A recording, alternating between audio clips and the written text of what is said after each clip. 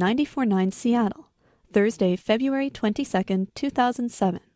I'm Jenny Asarno. Welcome to Speakers Forum. Reza Aslan is Muslim. He's a religious scholar, and he's a writer. He believes in the power of words. He often writes about the conflicts in the Middle East. He says extremist Muslims have used language to frame those conflicts as a cosmic war, a struggle between angels and demons. That is a war that we cannot win. We are never, no matter how hard we try, we are never going to out-fanaticize these fanatics. Reza Aslan says it's up to the United States to reframe the conflict. Because as long as these remain cosmic conflicts, they will go on for eternity. Reza Aslan is a commentator on public radio and CBS News. He's written for the Los Angeles Times, the New York Times, and Slate. He left Iran for the United States when he was a child. That was just after the Islamic Revolution in 1979. He spoke to congregation Herzl Ner Tamid, that's a Jewish synagogue on Mercer Island, on February 10, 2007. The event was co-sponsored by Temple de Hirsch Sinai and the Alfred and Tilly Shemansky Trust. Here's Reza Aslan. Thank you very, very much. It's a great honor to be here. Bismillahirrahmanirrahim, in the name of God, the merciful, the compassionate. Assalamu alaikum wa rahmatullahi wa barakatuhum. May the peace and blessing and power of the Almighty Lord be with all of you. The title of this talk was sort of somewhat vague, the future of Islam. It's quite a small topic. I've been going around for the past couple of years throughout this country and indeed in many parts of the world talking about this issue. And I notice a sort of an evolution in my own talks.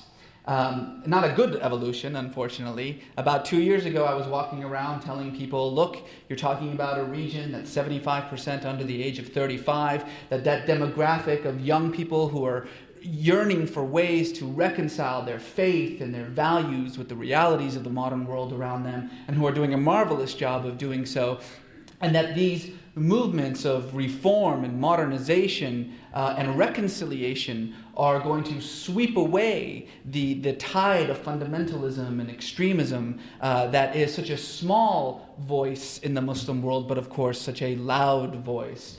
Things have not been going too well over the last year or so. I've been increasingly depressing my audiences. So if I depress you, I apologize. But you have to know, and I think anybody who has been paying any attention, you have to know things are not going very well. Things are not going very well either in that region, in the Middle East, nor are they going very well in this conflict, this so-called clash of civilizations that we're supposed to be embroiled in. And I think that at a certain point, particularly as we're seeing the rise of extremism in the Muslim world, the surge of this movement called jihadism. This term, jihadism, I'm going to use a lot this evening, so I want to begin by just defining it for everyone so we all know what I mean when I talk about it. When I say jihadism, I am referring to that non-state global movement of militant Islamic Puritanism that is most clearly defined by Al-Qaeda, but by no means exclusive to Al-Qaeda. That is what I'm referring to when I say jihadism. And that is what the national security estimates that were just released about a week or 2 weeks ago is referring to when it says that over the last year, jihadism has soared to levels that were just unimaginable even a year before. In short, we are losing the war on terror. Most of you know that we're losing the war in Iraq. That has become more or less a public secret. But the larger war on terror that the war in Iraq was ostensibly supposed to be a front in is also being lost.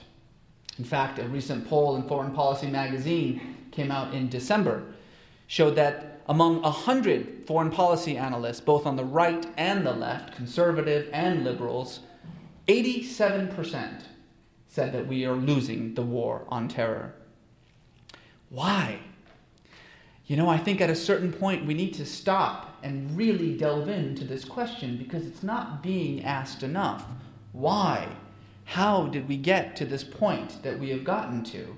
How have we gotten to the point now where, far from destroying jihadism as an ideology, which of course was what the war on terror was supposed to do, it has become such a popular and resurgent movement within the Muslim world that now young kids in places like Senegal, in places like Yemen, places so far away from the flashpoints of these conflicts that we are so focused upon, now see their identity wrapped up in this larger clash of civilizations.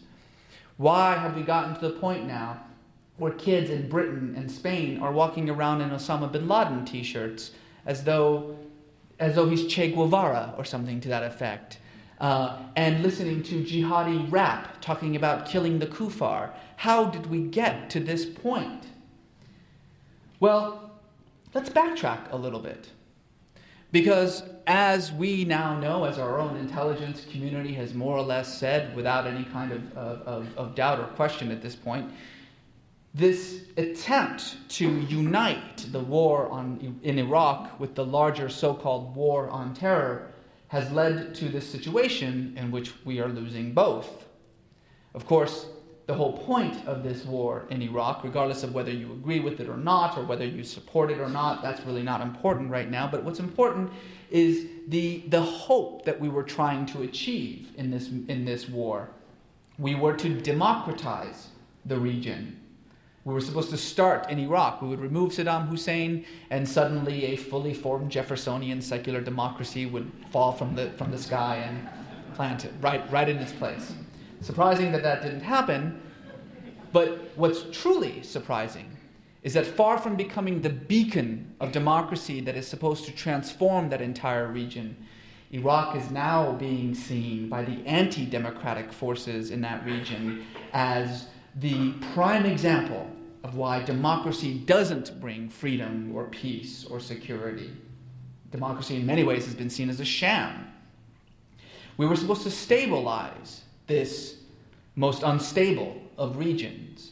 And of course now the civil war in Iraq is very likely to spread beyond the boundaries of that country and perhaps engulf the whole of the Arab world, if not the whole of the Middle East, and indeed quite possibly create something like a third world war. We were supposed to create a pro-Western and pro-Israel state in Iraq. Anti-Americanism and certainly anti-Israeli sentiment is at an all-time high, and it was always high. And we were, of course, more than anything else, to give a voice to this vast, moderate majority in the Muslim world whose voice had been drowned out by the louder voice of extremism.